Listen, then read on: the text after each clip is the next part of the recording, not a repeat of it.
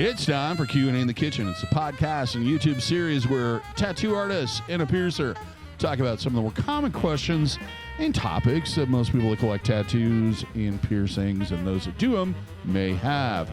Brought to you in part by Skin Kitchen Tattoo in the Axiom Body Piercing Studio.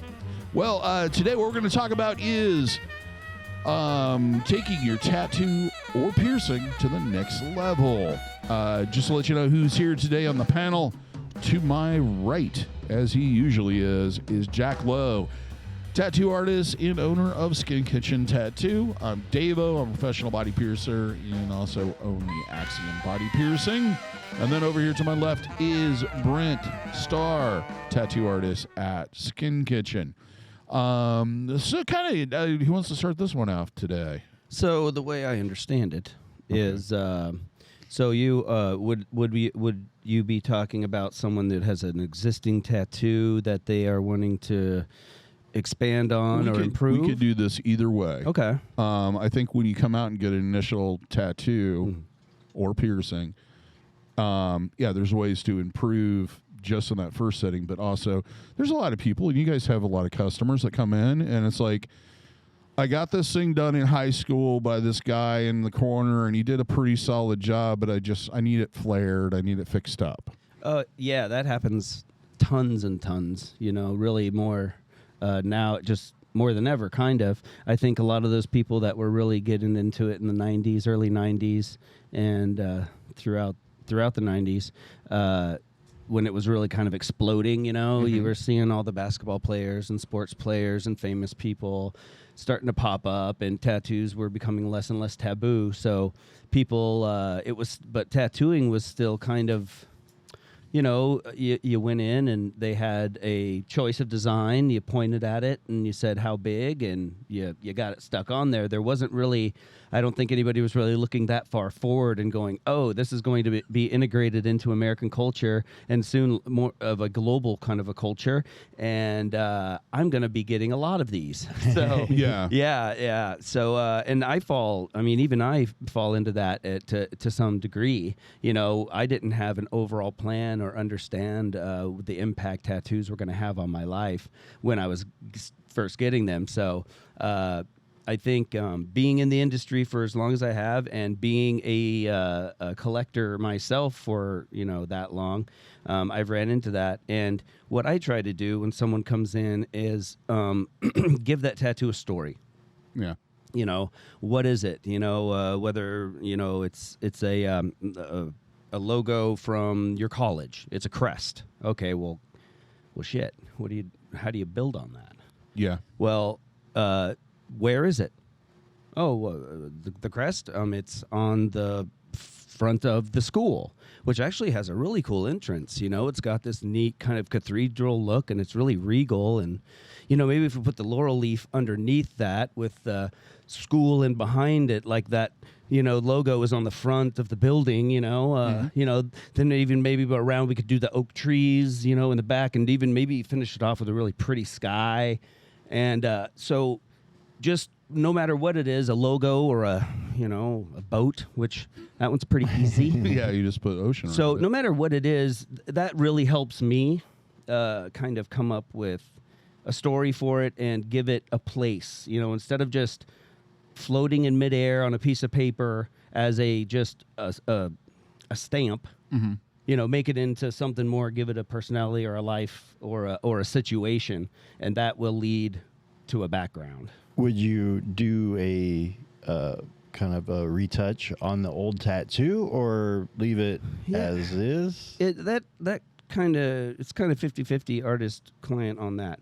Sometimes the client can be very attached to that piece for whatever reason and want to keep it the way it is for nostalgia purposes, but wants to end up getting a sleeve. But how do we work that in? And that's very situational, but I can't think of a time now where I haven't been able to work it in somehow. One thing I use is, will kind of work with anything if it's just a turd in a punch bowl and you have no way out, but you can't just plow through it. depending on what it is, put it on like it's drawn on a piece of paper, and that piece of paper is floating through the scene, whatever it is, and even creating a bit of a cast shadow down on the tattoo of your arm. You know, that memory is maybe just flowing through this piece that ties into it even somehow, whether even if it's a long way around, you know, there's a way. That sense of motion kind of. Yeah. Yeah. So not only that, you're creating depth in the overall tattoo. You can create movement with maybe the path that's taking, with, you know, leaving some negative space kind of coming through the design, which adds even more interest and, you know, gives you even that much more to look at. So you're turning that thing that could be just, well, we'll just have to tattoo around it and just, it's just there, man. Well, yeah, if it's going to be just there. Maybe it's chiseled into a stone that's setting next to the, you know, animal that's, you know, tearing up your arm, you know. Maybe it's etched into there and there's some cracks coming off and some rubble around it. So you can... I've did that with a little bit of old tribal black kind of, you know, it's kind of got that patina where it's kind of grayed a little bit. And, you know, the line work wasn't, you know, too, you know, sharp. And yeah, just kind of turn that into old stonework and stuff, and just keep on adding on to it and make it look like some really cool ancient kind of weathered. Yeah, because I've even seen like some old flash pieces that I don't even remember who this was, and it was part of a forearm quarter, and they did frameworking around it. Where like each one, so then they did the black background was more of a smoky and tied everything together. Yeah. Even though they were completely different topics. Yeah. The other thing I've seen is like the Nicholas effect or compass effect with like the chain coming off of it and everything else, like it's isolated in that spot. Yeah, framing it. Yeah, that's kind of your two choices. Goes into one of two camps, you know. Either we can blend seamlessly this item into the scene that we're creating and it becomes a part of it, or it's framed off and it is its own actor in this scene, like the paper kind of drifting through this other artwork. So it doesn't have to relate necessarily. It can be its own style. It can be a completely different style of tattoo, which in my opinion would make it only look that much cooler because of the contrast. And flow it right in, and it's like, just making that tattoo. Like one of the biggest things, and Sherry would joke about this when I was doing the sleeve, was I wanted things layered. I wanted it on top of each other. Yeah. Because it seemed more real and more fluid. Depth? Yeah. Because there's two camps. Either it's a picture on your skin, or it is a picture in your skin. Yeah. So, like, you've got a good example with your heart. Is that okay, there's blood dripping down, and it kind of looks like as if the heart is kind of coming out of your skin, sort of, you know, like it's interacting with your physical body. Your body isn't acting as a piece of canvas. It could be anything, not even a body, and it would look the same. It plays with your anatomy in the fact it's interacting with the skin. Either it's tearing or there is a physical deformity happening on the actual flesh. So that can determine and be another way to isolate a tattoo. Okay, well, you've got this beautiful dragon, but your skin's been ripped open and underneath there's this other tattoo. Yeah. So you're creating that frame, but you're working you're kind of playing with the fact that there's both going on. It sells the fact even more that dragon isn't, you know, is a piece of artwork, 2D artwork, but your skin is 3D and is being and the 2D is being affected by the 3D. So it kind of plays with your mind a little bit. Kind of breaking that fourth wall, kind of. Yeah. I kind of always imagine it's like there's a table and you have all these photographs, and you throw all the photographs randomly on the table. Yep. So they're going to be layered in different levels, right, and different things are going to be going on and how it comes out and how it presents. Yeah. One thing we need to talk about is artist's eye and flow, because that, especially with piercing, that makes a huge difference in the outcome, in the difference between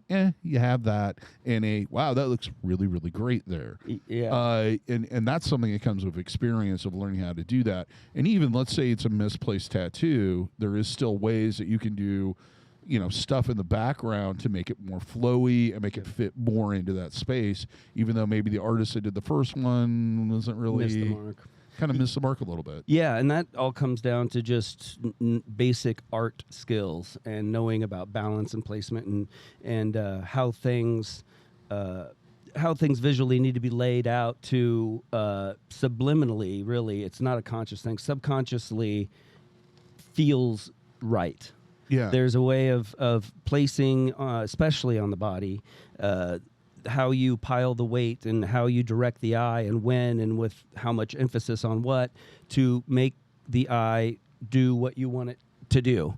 And that's kind of a battle sometimes from artist to client because there's levels of trust there and levels of ego. Mm-hmm. So you, as an artist, you kind of have to read your client really, really well and kind of know what you can get away with within that space. Because some people will give you full autonomy to where I don't have to understand it right away. I trust that your knowledge and what you do, even if I look at it and don't understand it, that's not important, because I realize you are the one that needs to see this, and I trust that when we are done, I am going to love it.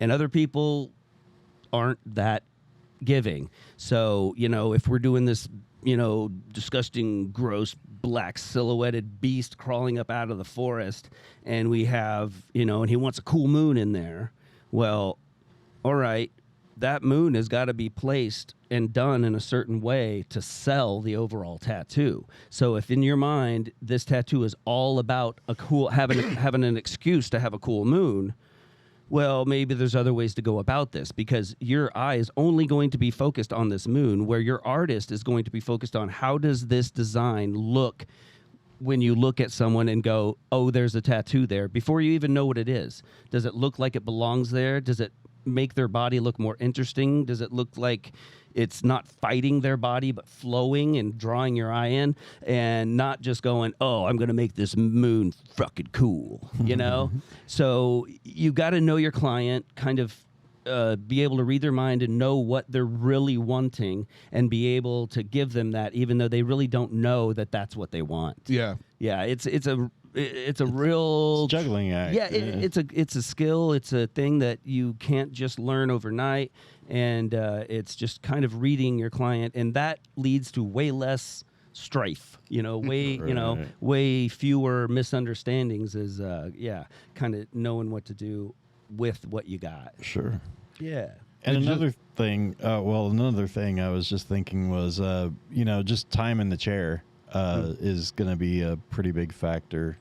Really, just the overall, on whose side, the artist side? Just from both sides, just the amount of time, because everybody's only got so much money to spend on a project, and or for whatever reason, comfort levels on pain tolerance and stuff like that. You can really make a tattoo really pop. It's really easy to overdo something, with over detailing, over saturation. Yeah. But that could be a pretty big factor. It's another constraint. Yeah, it's another fence to have to contend with. And we've talked about this, how people go in and they're like, how much for this tattoo? And then they come back with, well, can you do it for 120? Yeah. And it's like you start chipping away at the overall vision. Do you guys find it easier if the approach when the person comes in is like, I want this and this and this, and I have a budget for this much? Kinda, yeah. It helps to at least be upfront about where that's more important. Pricing is going to be, capped, basically. So that way that you're not going to overextend anybody.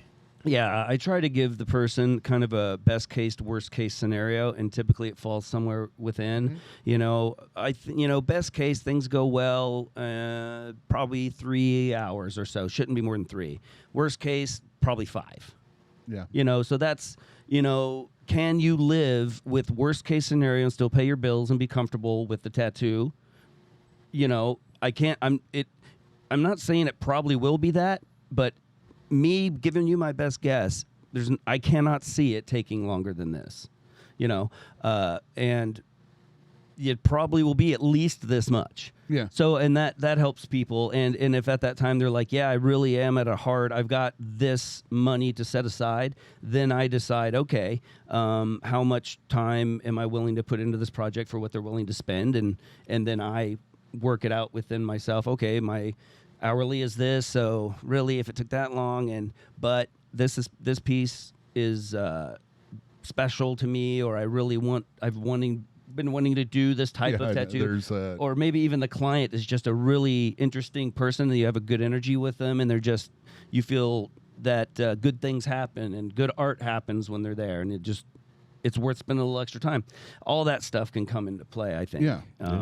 And it's up to us mainly as a artist to dig around and ask the right questions in the right way to, like I said, know what they really are wanting, even though they might not really know, but there's questions you can ask, and the way you can ask them that they can tell you, oh, okay, you like more fine line, and you like the little pops, the little reflections, because that's this common layer, because you've got kind of an old school, thing going here, but they have got a common flow, even though it looks like they are all across the board. And as an artist, when you first see it, you're like, what do you want?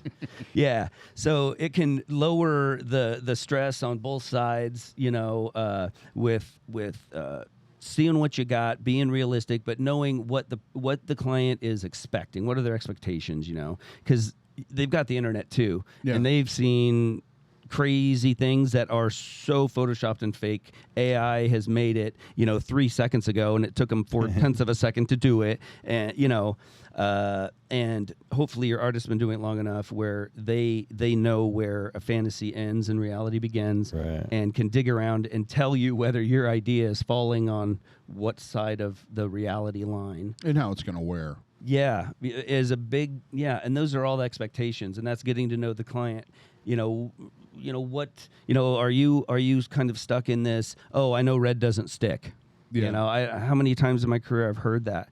And it's old wives' tales like that still kind of creep in and become fact in people's minds. So when they come in, they're almost battling against you because, no, that doesn't work.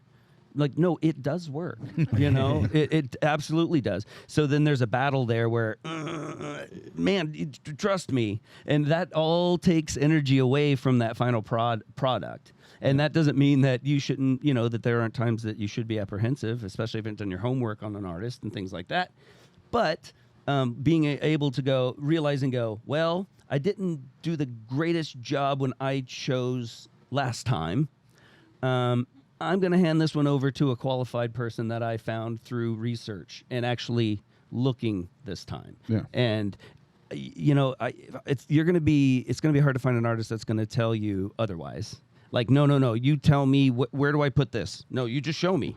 The more that client feels, that artist feels comfortable with you, that you trust them, that you've conveyed what you want, and he understands it, she understands it, the more relaxed and the better that tattoo is going to come out, and really the more bang for your buck you're going to get, because things are just going to flow and happen. And when you can communicate and you can start kind of reading each other's minds, it's a freight train, and really cool things happen. Yeah, that's when the magic happens. Yeah. And I think budget does play a big part. Yeah, I think for a lot of people, mainly because we've all been shown the tattoo, and they're like, what do you think of this? And I rarely will comment on any of it, other than, oh, do you like it? And they'll say yes or no, and then we'll take it from there. Basically, what Dave is saying is he tries to make it as awkward as he possibly can. Well, it's because I don't like criticizing other artists. I don't know how far along in the process they were. Well, you could just give an honest answer and just say, "Oh yeah, it's looking good. Are you good? Are you? Is that as far you're going to take it, or what are you doing?" You could just be honest. With me, I used to be that way. Oh, and then for a while there, I was like, "Can I lick my finger?" And then I'd rub it and go, "Oh, see, it doesn't come off. It's a tattoo." Oh shit! Because it just got to a point where I was out at a bar and there'd be eight people walking up to me asking my opinion. You could just say, "I don't care." Yeah, that kind of is where it got. Anyway, sorry. Anyway, but look at it and you're like, well, that's an $80 tattoo. It's easy to say, you went in someplace and you had that much to spend And you told them that's how much I have to spend. So they did $80 worth of effort on that. Right. And sometimes letting your artists kind of expand on that price is going to make a huge difference, just because they're going to be able to spend more time on it. Mm-hmm. Because I can guarantee you, if you give them the option to do that, yeah, they're going to race with it. Oh, yeah. And you're going to end up with something that's going to be a little bit more special than what, I got $200 to spend. Yeah. That's it. And, that's a really good point, because if someone comes in, and we'll just go back to the beast and the moon idea. Yeah. If they're wanting something like that, and in my opinion, it would really look great as a upper arm piece. And, man, the way I'm seeing it, really awesome. But you're looking at this much money, which you're not comfortable with. And I know that. Well, then we can strategize.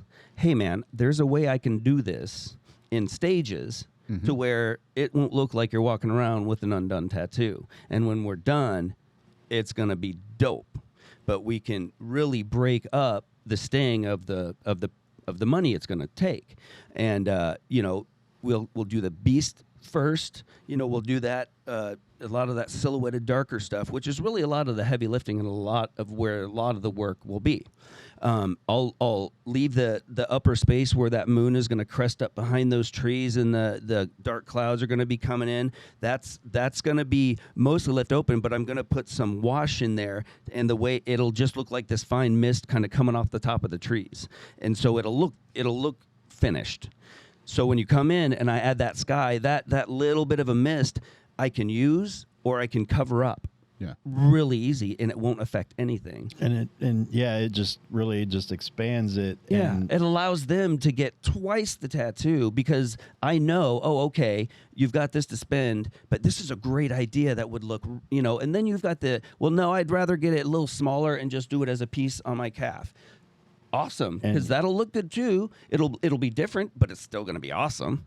And you're comfy. You got what you want. You didn't go to the moon and get a half sleeve. Like, of course, your artist is going to want to go as big as you will allow, and big not just in size, but in the scope of the idea and how much fun you can have with it. badassery. Yeah. How much energy, and really how far do you want to go with this, So if you're honest with that, a lot of times you're not cutting off the artist at the knees by saying, hey, I'm working with the budget.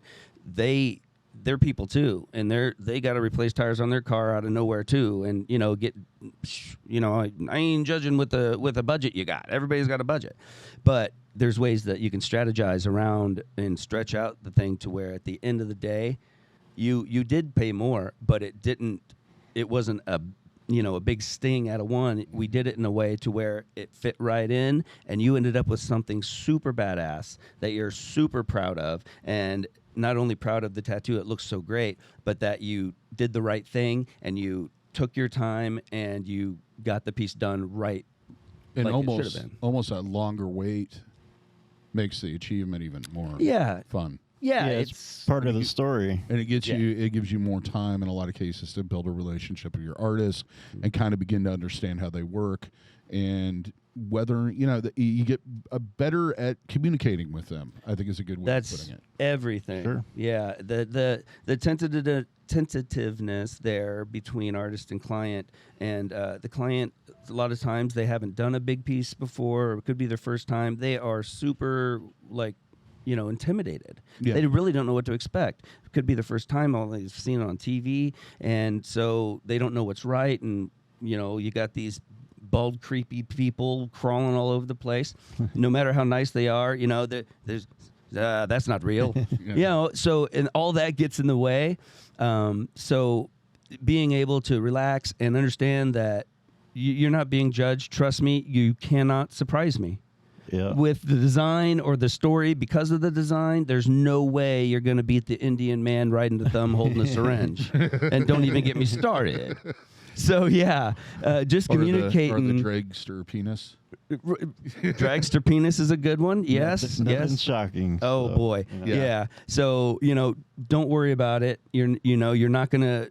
It takes a lot to really stand out anymore, So just being straight up honest, I feel you, man. I know that what it feels like to have that that lonely thing sitting out in the middle of the space, and you're like, dude, help, I want to help, yeah.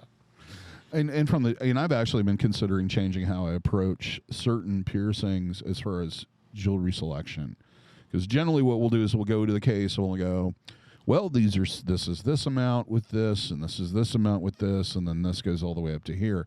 In some ways, especially if we're doing an upper ear cartilage where there's a lot of room for imaginative designs, they're going to fit the flow of the ear better and look better. It's almost more important what that jewelry is going to look like initially in that position than it is where you're getting, what style you want at that moment. So knowing how much money you're willing to spend is going to be the difference between if you come in and I got $75. Well, there you go, bezel gem. There's 20 to choose from. But if you come in and say, well, I don't know, I'll spend a couple $100 if it looks good, then that opens up pretty much everything in the case, which means I can work with gold, which means I can work with lab-grown diamonds and all kinds of other stuff, or maybe talk you into doing multiple piercings to kind of accent it even better.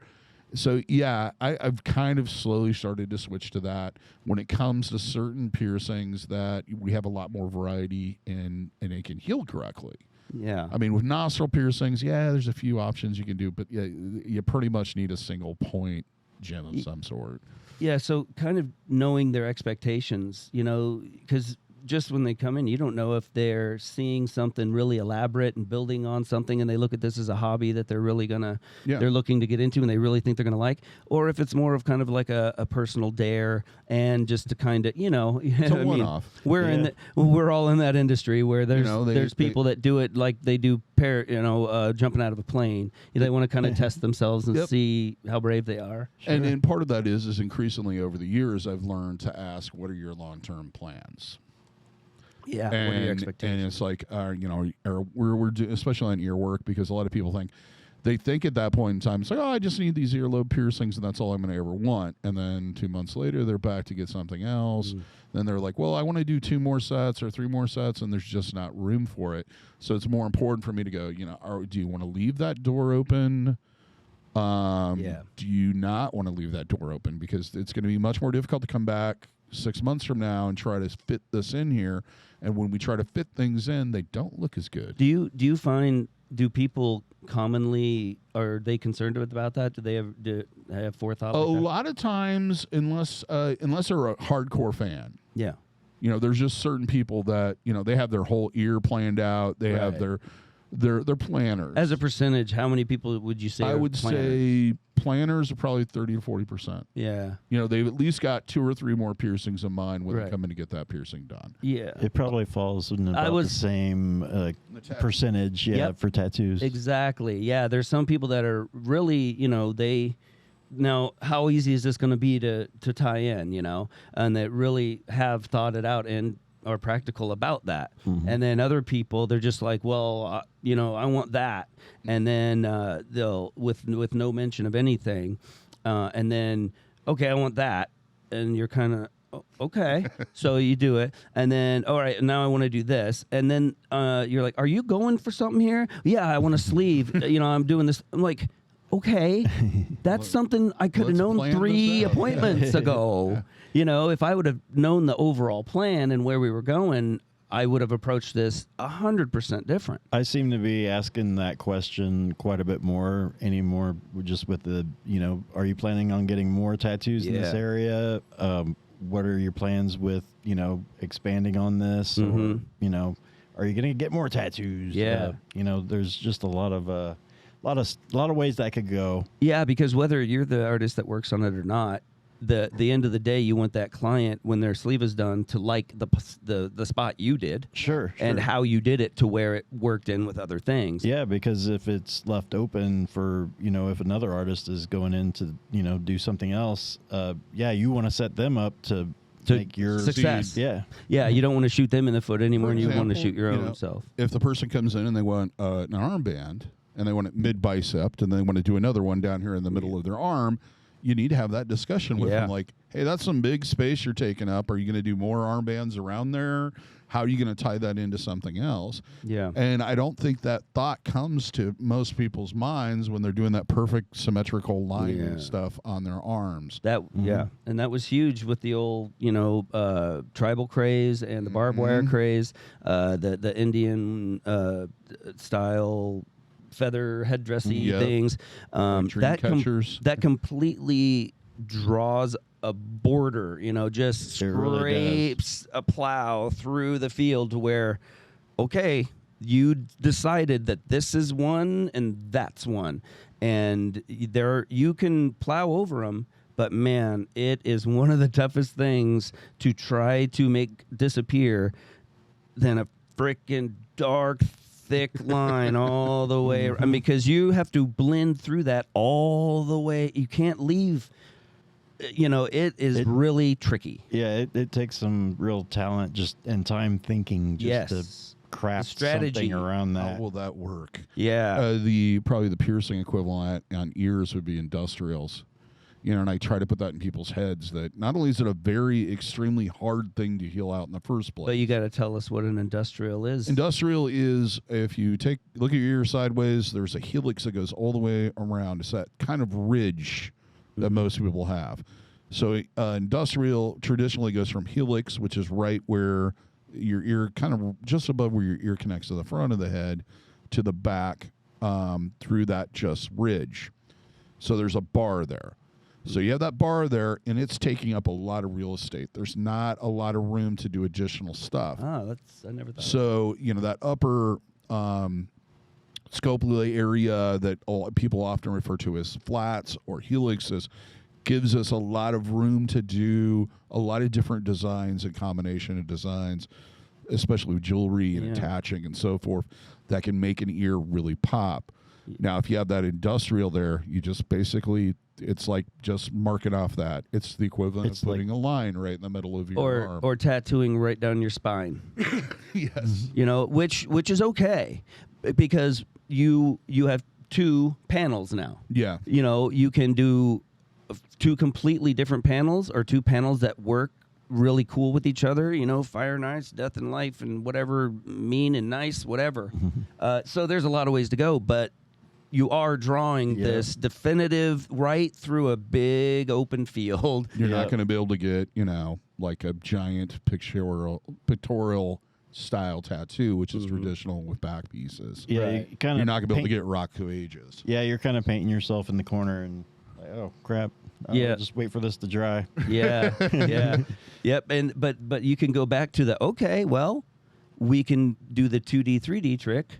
We'll make that a barbed wire 3D shadow, a 2D that's shadowing 3D down on to whatever. Say you had that tattoo first, and then you wrapped a piece of barbed wire around your arm. That painting, that piece of art underneath doesn't know or have to care that barbed wire is even there.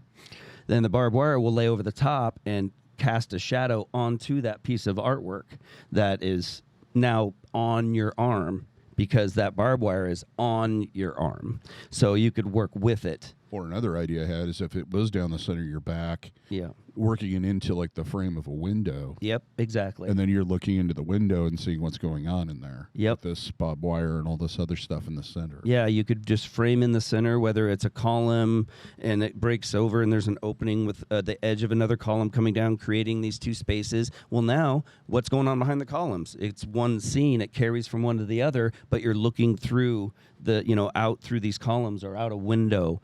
And now, because of that spine tattoo, that made that image behind it that much more intense and cool, and make you feel like you're kind of peeking around, and it pulls you into that art way more than it would if it was just that piece on the back. Kind of like the famous, I can't remember which artist did it, but it's like you're looking through a keyhole. Yeah. And there's a pin up in there in silhouette. Yeah. And that makes it so much more impactful, just basically because you feel like you're doing something. You're participating in the art. Yes. Right? Yeah. It's dimensional. Yeah, it pulls you right in to where you are in this space, and it's got infinite depth to it, because it's just forcing that perspective into your brain so much that your brain is really kind of helpless, and you have to force and remind yourself that this is just a flat piece of skin or paper or parchment, whatever. And that is the perception, like the way you perceive things is really important. Like just that extra, depth perception kind of, element, adding that into an older tattoo or existing tattoo is kind of fun.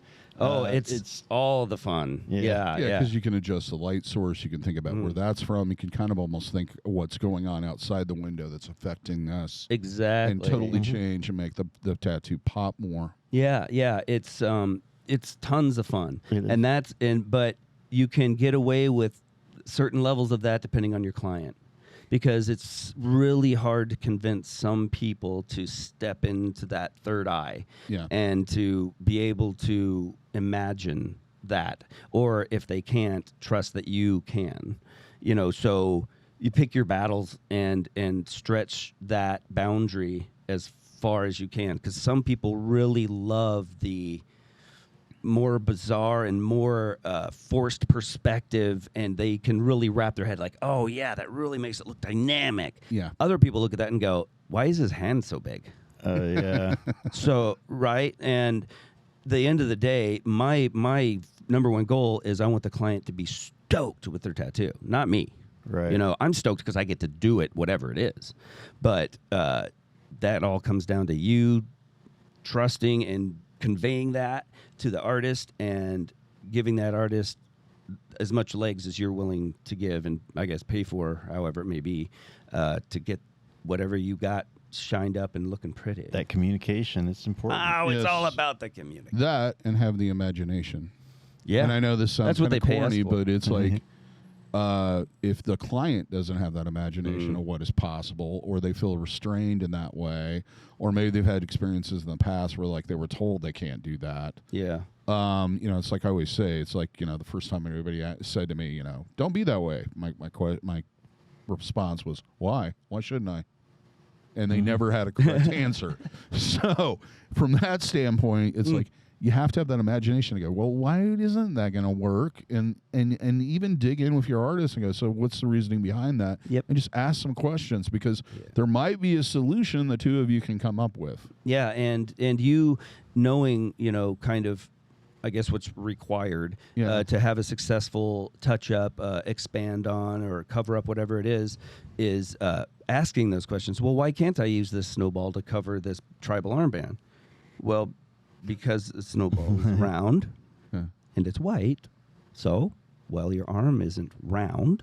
It's not white. If you had a snowball and you held it up to your arm and you lifted your arm up, could you see the rest of the armband? Well, yeah. That's reality. You're good. Then that's why it won't work, Yeah. Or, because, it's not, you don't saturate in white. And the way the pigment works in the skin, it's not like painting over a wall. It's mixing with. White isn't going to overpower the black enough. There's not enough room to put enough white in that black to cover it up. So you got to think more in terms of this. Oh, cool. Boom. Now you've totally fast forwarded, and you're not looking at snowballs and white mountains and all these line work tattoos that you want to cover this tribal with. Now you realize, oh, that was a silly thing. Didn't understand it. Saved hours on Pinterest. Yeah.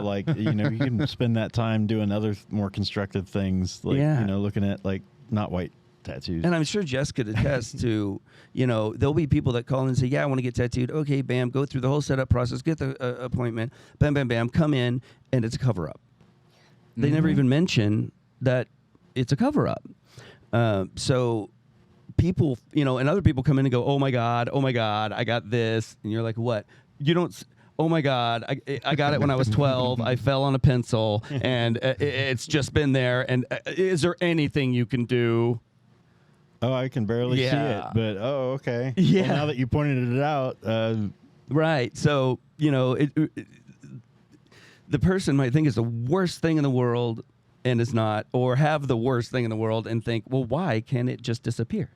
And then it's our job to go, well, these are the reasons why, and the client hopefully understands that, hey, we want you to leave it the best thing we can give you, and these are this is what I feel I can do for these reasons. And I mean, your judgment didn't work out that good the first time, man. So maybe, loosen the rope a little bit. And if you did a good job talking to people that you like their tattoos, and then you've looked at their work, man, relax. You trust yourself. Trust yourself that you did the work this time, and now it's your job just to convey to that artist what you're going for, and let them go. Yeah. And let them go. And if there's any time that you don't feel that they're 100%, then just make sure you go over it until you are. There's no reason to have that gray area up in the air and hope for the best. Just do the best you can in conveying. And if you feel like you're not, just say that, man. Right. I am just not getting there. Nobody's fault. Everybody's a little different and communicate a little different. So what I like is pictures. That's why I say, you can't have too much reference. No. So, anything you can show me that gets me into your brain will help that end, that first kind of misstep could turn into really, really cool things down the road. So sure. Just me knowing what your expectations are helps a ton. What somebody really likes from one person to another can be wildly different, style wise, and just having that little bit of reference on what you think popping a tattoo is. Yeah, just overall tattoos, even if you don't like the subject matter. Right. Like, I don't know why I saw this. I like the way it looks. Yeah. I hear that all the time. Mm-hmm. Good, because I need to know what you like. And and that's what really you like about it. Yeah. And why? Well, and they don't have to tell me a lot of times. If they bring me several, I know what they like about it. Kind of deducted the. Yep. Yeah. I can see the common things, and there's a handful of things that people typically will gravitate towards. Whether it's that bold simplicity that's stamped kind of a 2D. Or the people that really like the fine detail that doesn't look like it should be able. It doesn't look like a tattoo. Yeah. More of that 3D thing, and that's pretty easy to narrow it down that much just by a few pictures. As I always put it, do you like drawings with pencil, or do you like abstract art that's done watercolor? Because that's kind of the two extremes, in my opinion. And, everything kind of falls in between the two of those. Right. With piercing, what I generally like, the number one reason why we will kind of screech the brakes on you is generally anatomy, if you don't have the correct anatomy. And if you get into that situation and the piercer says, hey, I don't feel comfortable doing this because of this, and they'll explain why your anatomy is not perfect, what you need to ask them is, well, what is my anatomy good for? And they could probably come up with 2 or 3 very creative ideas of how to pierce that, especially if they're really experienced and come up with something that's going to be uniquely to you, and it is in something that no one else has, because no one else has that ear or what have you. That's half of what you're paying for. Yeah. Really, is the creativity of that person who that's what they've dedicated their life to, is how do I place these beautiful sparkly things on the human body to make both of them look awesome. Exactly. That's what they do, so it's usually, again, do your homework, but it's usually a really good idea to trust those people, and because there's been times in my life where I've gone both ways, and almost always when because I thought I knew more, or, well, you don't know me, I went one way. After enough time, I'm like, yeah, that was a mistake. Yeah, I mean, but that's my choice, and maybe it didn't have to turn out that way, but it does seem to generally do that when I'm dealing with professionals that are well-meaning. Yeah. There's those people out there that'll upsell you to death just because, hey, that's more money for me, which but that comes down to you and vetting. And one thing I always say, like, people, I think the general public maybe doesn't have a complete understanding of what flow is with the body. And the last person I kind of asked, gave me a puzzled look. I go, it's kind of like pinstriping. Absolutely. And they were a hot rod guy, so they got it instantly. They're like, oh, I'm like, you've seen it when it's really terrible, where it doesn't fit the body line. It doesn't seem like it's got any movement to it. Yep. It's just like it's like they got big pieces of cardboard and just drew on, just spray painted it. Yep. And then there's the ones where you look at it and it's like, man, that pinstriping should always been there. Mm-hmm. If it wasn't there, it wouldn't look right. Right. Yeah, It looks it's organic. like I can't ever look at that car model again without that pinstriping. Like it was born with it. Yeah. Yep. It And doesn't that's what look out of flow place. is. Yep. And it's a unique thing that I don't think a lot of other artists deal with. Possibly graffiti or murals, maybe to a degree. Well, in automotive. And automotive, Yeah. that's like the two areas where that's probably, in tattooing is probably where it's used the most. And with Yep. piercing, it's more of fitting that flow, especially when you're doing multiple piercings that kind of make it look like it's supposed to be there, and have that falling effect or whatever, depending on the jewelry. Yeah, it's finding that visual balance with the overall anatomy and flow and movement of the muscles, the underlying muscles and tissues, and how those tissues move. There's an absolute art to it, and that doesn't mean everybody has to respect it at all. It doesn't. You can think it's bullshit, but to a lot of people, it's not. It means a lot. Just Yeah. because you can't see that spectrum of ultraviolet light doesn't mean it's not there. And some people do see it. So, and to those people, it freaking matters if it's on or off, So, if you care about that, then let that person do their magic. And that doesn't mean you have to like it either. Yeah. You could, I suggest things all the time that either are completely disregarded or are a part of something or lead to something. But that's kind of like I said, what you're paying for is that, I do this for a living. I know the body pretty darn good. I got a couple anatomy books. And, this balances well with this. It creates this. It works with this muscle. And as you move, something you've never considered in your entire life on the planet Earth or any of those things I just said. I consider those things every single day in my life and have for over 30 years. Yeah. So, you can, what that's worth to you, mix that up with what you think, and let's make some magic. It's like I've explained to people, that's why strip clubs are not as impactful anymore. I tend to be studying the body more. No kidding. More than I am anything. It's a curse. Yeah, it's it a curse. Because you look at things a lot differently than you used to. We're going to get into a whole episode here, but no, I actually got kind of concerned that I was missing out on a lot of things and a lot of beauty, just a lot of. I wasn't looking at them and getting anything but how to apply it to what I do. I was working. I was always fucking working. I was never enjoying what it was for what it was. I was using it for my work. Yeah. I was working constantly. So I had to force myself to not look at it for what is making it. Mm-hmm. Look at it for what it is and take that from it, not a lesson. Turn your fucking third eye off in that sense. It's hard. It's hard to do that because once you see something, you can't unsee it. Really, it's like an NCL trick I used to do and I did this on my kid on a regular basis, and he absolutely hated it. And I used to do this with people I'd hang out with. They were like, "Oh man, she's so attractive," or "They're so attractive," blah blah blah. And I would just sit there and I'd go, "Yeah, but look at how big that forehead is." And once you see that, you can't stop looking at it. It changes everything. That perspective, man. It's because we don't really think about our heads that way, but our eyes are down here and our top of our heads are up here. Yep. It's a lot of space. and if you're fixated on it, well, it's hard to get past. Yes. And it looks weird when you think about that. So cover your fucking foreheads, okay, people? Hats. That's why we invented hats. Lots of hats. And tattoos.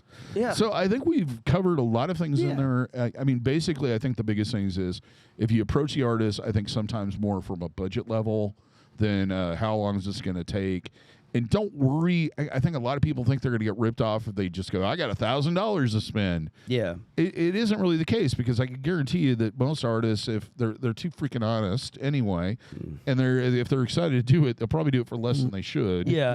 And I think sometimes approaching it that way is a little bit better, especially with piercing, because if you tell me I can spend up to this much, that's going to give up. That opens up the whole case. Yeah, and sometimes you are exposing yourself if you like you say you're buying a car or something at a used car dealership or something. Yeah, you don't want to go in there and go, look, I have $5,000. They're going to give you as little as they can to get the $5,000. But we try to take a little bit of that out of here just by telling you straight up, this is what we charge per hour.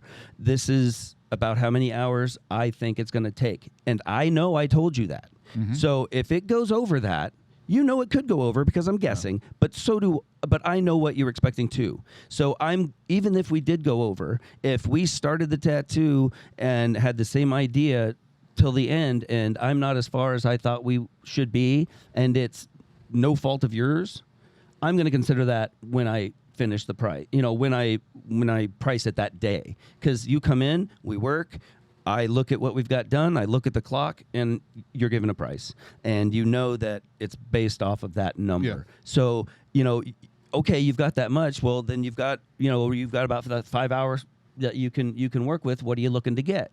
Okay. Mm-hmm. Oh, yeah, cool. Well, we wouldn't even need that long for that thing to look that cool. Or, okay, but if we did this, some designs, oh, man, you would want to do this that size, or you'd want to do this just this much of that design to get the effect you're wanting. Yeah. So you're not exposing yourself in that case. It's letting the artist know, what tools do I have to work with to give you the best tattoo. Yeah, we just want to give the best product. Because I think every artisan and craftsman, you think about building a house and you're putting in, I don't know, plumbing, and you're putting in cabinetry. And, the guy's sitting there and he's going, I can do custom cabinets for you. Sure. And I would love to do it. That's exciting to me. I design them and everything else. Mm-hmm. Well, how much do you have to spend? And you go, I got $500. Well, let's go off to Costco and pick you up some ready-made, because that's what you can afford. Yeah. And I think every artist is kind of constricted by that to a degree. Yeah. And I think often we tend to side more with the client as far as a good deal. I do. Well, yeah. Sure. I always want to go, beyond the fair line to their side. So I am assured that if they are a rational, reasonable person, they feel that they were very well taken care of, and I got they were treated very fairly. Yeah. Because I want them back. Absolutely. It's not a one and done. I've been in the town for a while. I'm sticking around as far as I'm concerned, and I want to see you again. I don't only want to see you again. I want to see all your friends, your relatives, your second cousin, right? That guy from high school. I want to see all of you. Bring them. Yeah. So I don't know. I can't speak for anyone else, but I've met a couple people in this industry, and man, they're incredible guys and girls in this industry, and we just want to make pretty things. We do. So I think that pretty much covers it. I should probably cover, because I forgot to. Jimmy's off. He's probably not going to be in the next one either. Is Jimmy not here? Yeah. I didn't. Oh shit. Notice? Oh wow. Weird. So short. Did not even. Wow. All right. Yeah. He's off going to see Mastodon. Mastodon and. We were gonna have Capone here fill in, but he's not very talkative. Yeah, he's. In case you've seen him in the shot. He's kind of in a nap mode. He's hanging out. So. Anyway, till next time, here's hoping all your tattoos and piercings heal with ease and without a single issue. And if you're in the Des Moines, Iowa area, we all hope to see your tattooing and body piercing needs in the future. Have a good day, everybody. Thank you for watching. We'll see you in the next episode. Bye, guys.